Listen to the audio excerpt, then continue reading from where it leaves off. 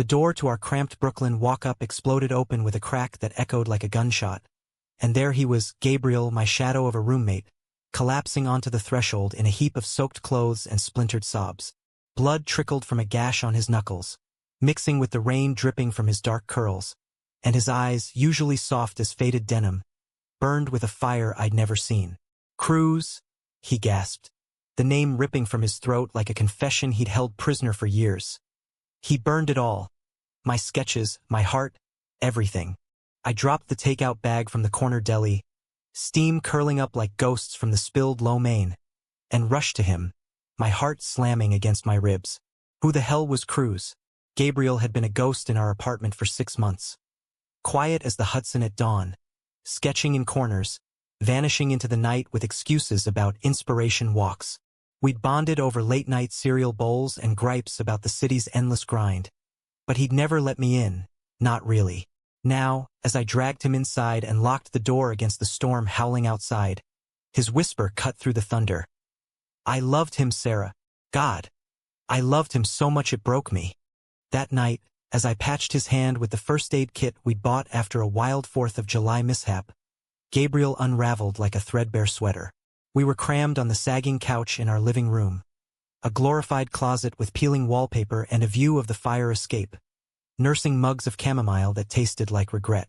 The rain battered the window like it was trying to drown out his words, but they came anyway, slow at first, then in a torrent that matched the downpour.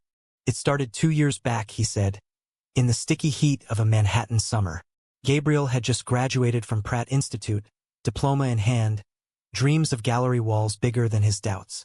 He was 23, all sharp cheekbones and quiet intensity, the kind of guy who blended into coffee shop crowds until he smiled and lit up like a goddamn constellation. I'd met him through a Craigslist ad for a roommate. Cheap rent and bed stewie. No drama. Must love cats. We didn't have one, but it was code for, don't be an asshole. He moved in with a duffel bag and a portfolio of charcoal drawings that made my freelance graphic design gigs look like kindergarten doodles. I'm just passing through, he'd said with that half grin, eyes dodging mine. Chasing light. Cruz crashed into his life like a subway train at rush hour. They met at an open mic in the Village. Gabriel reciting poetry about fractured skylines, Cruz in the front row, all leather jacket and easy charisma, clapping louder than anyone. Cruz Rivera, 25, a rising photographer from the Bronx with a camera slung over his shoulder like a 6-shooter and a laugh that pulled you in like gravity.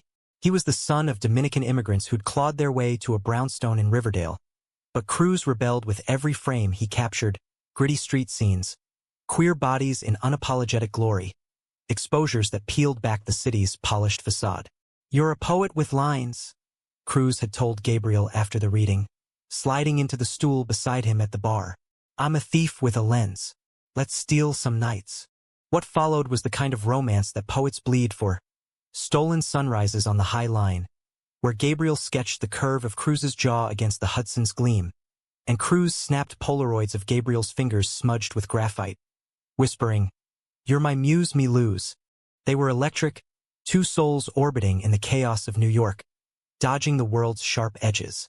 Gabriel, who'd grown up in a conservative Catholic family in Queens, father a stoic cop, mother baking empanadas while praying the rosary, had buried his queerness deep, coming out only in stolen glances at high school art class boys. Cruz was his liberation, bold and unashamed, dragging him to underground parties in Bushwick lofts where bodies moved like living graffiti, and love felt like a revolution. But love in the city is a fragile thing, built on borrowed time and bodega coffee. 6 months in, the cracks showed. Cruz's career exploded. A solo exhibit at MoMA PS1, features in Vice that called him the voice of a new queer America. Galleries clamored, agents circled like vultures. Gabriel tagged along, beaming from the sidelines, his own work tucked away like a guilty secret. You're the real talent, Cruz would say, kissing his temple in the green room. But his eyes were already scanning the crowd for the next shot, the next story. The betrayal brewed slow, a poison in their paradise. It started with small thefts, Cruz borrowing Gabriel's sketches for his portfolio, claiming they'd inspire his photos. Gabriel laughed it off at first, blushing under the praise. Then came the collaborations. joint pieces for Cruz's shows, Gabriel's lines woven into Cruz's frames, credited as inspired by.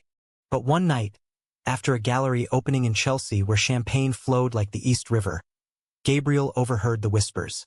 Cruz's new series? Genius. That artist's touch. Wait, who's the ghost behind it? Cruz brushed it off later, in their tiny East Village sublet, his breath hot with Merlot. Babe, it's our story. Doesn't matter whose name's on the wall. But it did. Gabriel's dreams weren't footnotes. They were his armor against a world that still side-eyed two men holding hands in the subway. I watched it unfold from afar, piecing together fragments Gabriel let slip over our shared dinners. Burnt toast and tales of that guy I'm seeing. He glowed then, my quiet roommate transforming into someone alive, laughing at my dumb jokes about hipster beards. But the light dimmed. Arguments echoed through thin walls. Cruz accusing Gabriel of clinging too tight, Gabriel pleading for scraps of recognition. You're using me, he'd whisper to the dark ceiling some nights. When insomnia turned him confessional, I offered ears, not advice. Hell, what did I know about love's underbelly? My own heart was a war zone of Tinder swipes and ghosted texts, chasing straight-laced finance bros who vanished like fog off the Verrazano. The climax hit like a nor'easter 6 weeks ago, on a sweltering August evening. Cruz's big break, a TEDx talk at the Javits Center, capturing the invisible, queer narratives in urban shadows. Gabriel had poured his soul into it. Weeks of all-nighters, sketching storyboards for Cruz's slides, infusing poetry into the visuals. It was their magnum opus, a love letter to resilience wrapped in art. The night of, Gabriel hovered backstage, heart pounding like a bass drop, waiting for the nod. The "we did this" embrace. Instead, as the applause thundered and spotlights bathed Cruz in gold, he unveiled the final slide, Gabriel's masterpiece, a sprawling mural of intertwined figures against a fractured skyline, titled not Ours, but Solitude's Echo, and beneath it, in bold sans serif, conceptualized and captured by Cruz Rivera. No mention of the hands that drew the lines, the heart that bled the ink. Gabriel stood frozen, the betrayal slicing deeper than any coming-out scar. Whispers rippled through the crowd. Queer icons, critics, friends who'd toasted their union. Did he just? That's cold, even for Cruz. He confronted Cruz in the green room after, voice cracking like thunder. You erased me, after everything. My sketches, my words. You made me invisible. Cruz turned, eyes glassy from the high, and laughed. A hollow bark that shattered the air. Come on, Gabe. It's business. Your stuff's raw, but I'm the brand. You want credit? Build your own. The words hung there, venomous, as Cruz's agent clapped him on the back. Oblivious. Gabriel punched the mirror, glass spiderwebbing like his trust, and stormed out, bloodied hand and all, hailing a cab back to Brooklyn without a word. That was the night he came to me, truly. Not the polished version who'd nod politely over rent checks, but the raw, unraveling man who'd hidden his pain behind silence. As the storm raged outside our window, Gabriel wept for the boy he'd been before Cruz, the one who sketched dreams without fear. I thought love meant sharing the light, he said, voice raw as sandpaper. But he dimmed mine to shine brighter. I held him then, not as a roommate, but as a witness to his unraveling grace. We talked till dawn, about the city's cruelty to dreamers, the weight of being queer in a world that loves your pain but not your power. I shared my own scars, the ex who called me too much, the family back in Ohio who pretended my queerness was a phase. In that shared vulnerability, something shifted. Gabriel wasn't just my roommate anymore. He was family, forged in the fire of midnight truths.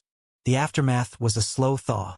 Gabriel vanished his sketches, burned the Polaroids in a metal trash can on our fire escape, the flames dancing like defiant fireflies. Cruz tried to claw back, texts laced with apologies. It was a mistake, mi amor. Calls that went to voicemail. But Gabriel changed the locks on his heart, metaphorically speaking. He started submitting solo, small zines at queer book fairs in Williamsburg, pieces that screamed his name in bold strokes. The first acceptance came 2 weeks later, a group show at Pioneer Works, Echoes Unerased. He invited me, not Cruz, and as we stood before his canvas, A stormy alleyway of shadowed lovers, rain blurring the lines between hurt and hope. I saw the man reborn. Cruz showed up anyway, uninvited, leather jacket slung over his shoulder like a shield, eyes pleading in the dim gallery light. The air thickened, murmurs rippling like the crowd at that fateful talk.